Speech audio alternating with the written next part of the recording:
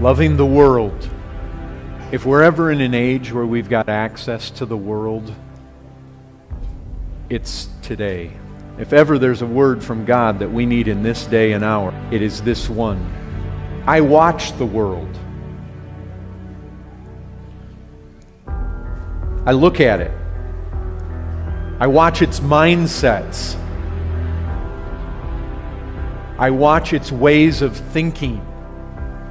I watch its attitudes, its fascinations, its worldviews.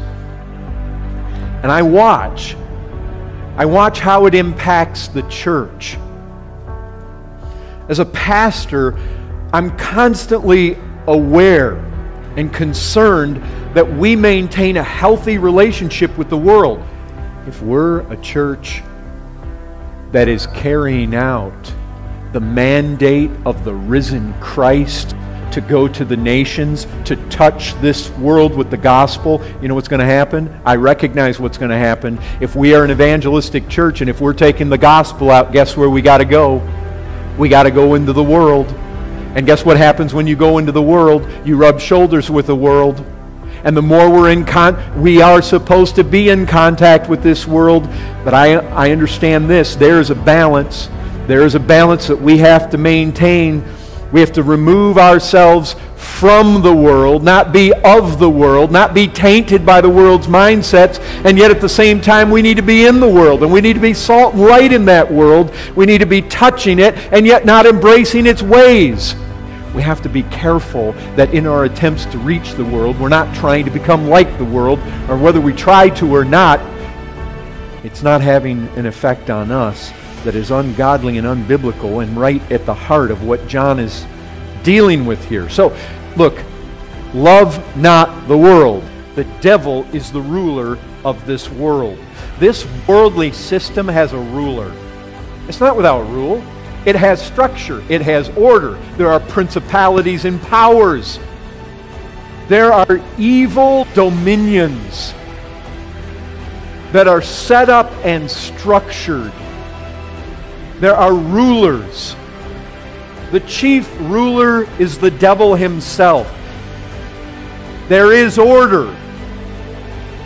There is design. There is a system that is designed all around us that is anti-God. It should not surprise you when the world attacks Christ or truth or Christians. It's organized to do just that. That's what Scripture tells us. John 16:11, the ruler of this world is judged. 1 John 4:4, little children, you're from God, you will overcome them. For he who is in you is greater than he who is in the world. The devil is not only said to be the ruler of this world, he's in the world. He and all of his hordes and his ranks, they're all over. 1 John 5:19, we know that we are from God. The whole world lies in the power of the evil one. He's got power. He rules over it, and he's got power in his rule. Revelation 12:9, the great dragon was thrown down, the ancient serpent who is called the devil and Satan, the deceiver of the whole world. You need to get this. He rules it. He powerfully rules it. He's in it, and he does it through deception. He holds this. You have to know this. We know this, right? It ought not to surprise you that all around us there is an anti-God system, and it's being carried out by people who have been deceived. They don't know.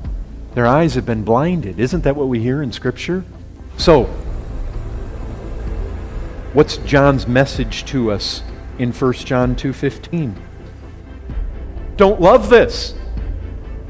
Don't embrace this. Don't desire it. Don't go after it. Don't live for this human system that's steeped in sin, ignorant of God, dominated by the devil.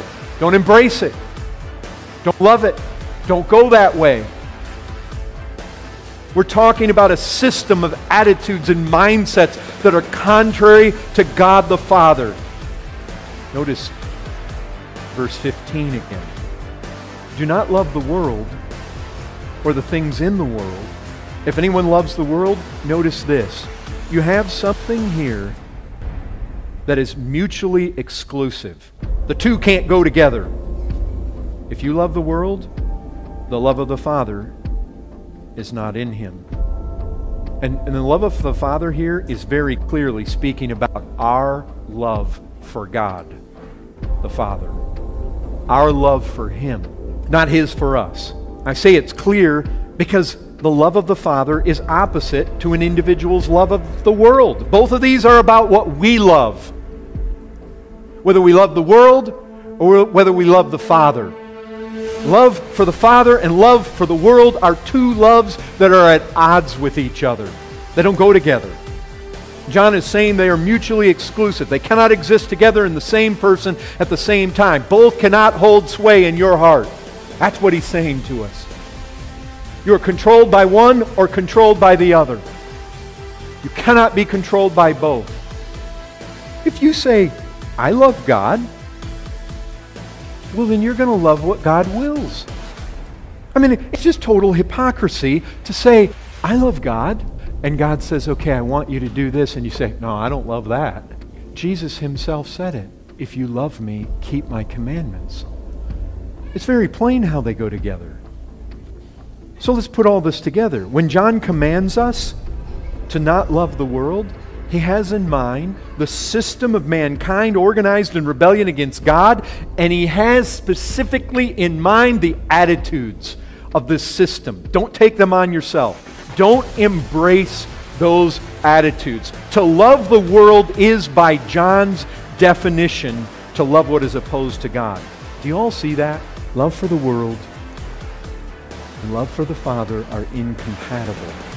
So, Christians, here we are. I mean, think about this. Jesus does not say, build yourself monasteries and convents. He doesn't tell us that. He says, go. Where are we going? You know where we're going? We're going right out there where all these mindsets and attitudes are prevalent, hold sway, where they're controlled by the devil, and he is energizing these very attitudes. That's where he sends us. But then he also say, he that is with us is greater than he that's in the world. Well, we don't go out alone. Did he not say, lo, and I will be with you always to the end of the world? You see, we go with him. Still, we need the instruction. Don't love the world, neither the things that are in the world. We're in the world, we're not of the world. And this is battle. We need to be in that world, but other than the world. Not like that world. It's all-out battle. And because what happens is when we get out into the world, we're exposed to the temptations of the world. Jesus wants us in the world. He said, John 17:11, I'm no longer in the world, but they're in the world. And in 17:15, he says, I do not ask that you take them out of the world, but that you keep them from the evil one. In other words, I don't ask you to take them out of the world, which means what? Leave them in it. Only, he prayed for us. Protect them from the one who is the ruler of this world. From his, remember how he rules? By deception. Protect them from that. Well, John comes along and he says, look, I don't want you to fall into that temptation to embrace the ways of this world's thinking. This is mindset. This is a great tension. The truth is that the world is a massively powerful system. It's a massively powerful, it's a force to be reckoned with. It has mindsets, it has attitudes, and it just streams at us. It's like putting a pressure on us all the time. The moon's out there and it's pulling on the oceans. We get tides. The world's like that to Christians. It's pushing, it's pulling. We feel that on a regular, it's this powerful, persuasive system. It's ruled and commanded by the mightiest of the fallen angels, and every Christian feels the force of it, the pull of it. The world is a force that you and I as Christians must reckon with. We must. It comes at us. Look, You want to epitomize the world. You want to know where the world speaks at us loudly. What are its channels? Where do its influences come at us? When we're talking about an evil system that is anti-God, by and large, every single movie that comes out of Hollywood is controlled by this system. They control Hollywood. Those little harmless movies that you think Disney makes, they are meant to brainwash your children with certain mindsets. And you better believe it. If you're not discerning enough to see it, you need to get some biblical discernment. They have an agenda. There is a message in those movies. They are not harmless. The world is seeking to pour its attitudes into our ears and eyes all the time. They, by and large, control the media. By and large, this system that is satanically controlled, that we define as the world, it's out there. There's control. The newspapers, almost all politics. If you think Republicans are the saviors of this world, again, you need discernment. It's anti-God. We need to be careful. We don't need to withdraw from the world, but you need to be wise and discerning. You say, well, you're saying that. You say politics. You say television. You say the movies. You say radio is this world that John's talking about. How do we know that? Ladies and gentlemen, all you have to do is look at the anti-God agenda. That ought to be clear to you. It is this system that is against God. Some of you are well aware of the quote attributed to Martin Luther that goes something like this: "If I profess with the loudest voice and the clearest exposition every portion of truth of God, except precisely that little point which the world and the devil are at that moment attacking, I am not confessing Christ, however boldly I may be professing Christianity. Where the battle rages, the loyalty of the soldier is proved. And so be steady on all the battlefield besides is mere flight and disgrace to him if he flinches at that one point." Listen, the world has an agenda. It is ordered. It is structured.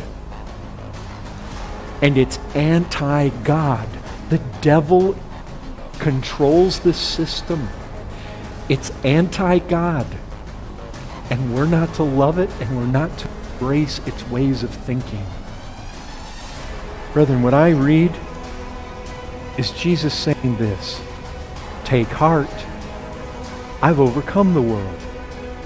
I see him saying that he's going to be with us. I see him protecting us. I see him saying, yeah, he that's in the world is pretty great, pretty strong. In fact, Jesus calls him the strong man, does he not? He's strong. But he that's in the world does not compare to he who is with us.